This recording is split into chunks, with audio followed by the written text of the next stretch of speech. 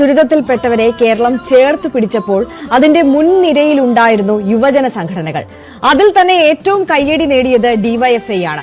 ദുരന്തബാധിത മേഖലകളിൽ നിറഞ്ഞു നിന്ന ഡിവൈഎഫ്ഐ ആദ്യഘട്ടത്തിൽ 25 വീടുകളാണ് നിർമ്മിച്ചു നൽകുന്നത്.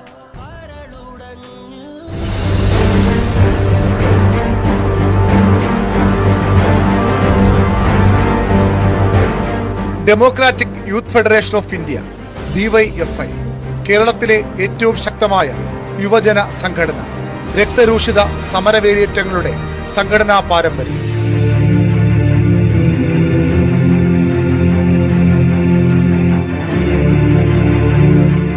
ഇതുമുതലാണ് ഡിവൈഎഫ്ഐയുടെ മറ്റൊരു മുഖം കേരളം കണ്ടു തുടങ്ങിയത്. ആശുപത്രികളിൽ ചികിത്സയ്ക്കും കൂട്ടിരിപ്പിനുമായി എത്തുന്ന പാവങ്ങൾ, അവരുടെ വിശപ്പകറ്റാൻ ഉച്ചനേരങ്ങളിൽ പൊതിച്ചോറുമായി ഡിവൈഎഫ്ഐ ഇറങ്ങി.